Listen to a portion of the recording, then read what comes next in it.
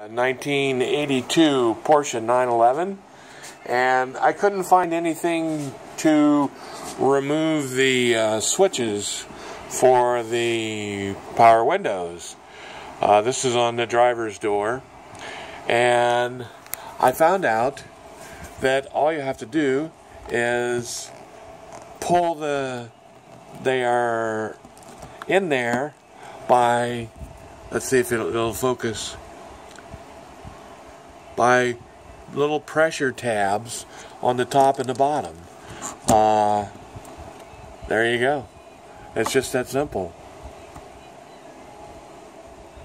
And my switch is bad, so I'm going to replace it. That's how simple it is to remove and replace it. 1982 Porsche 911 SC. Thanks for watching.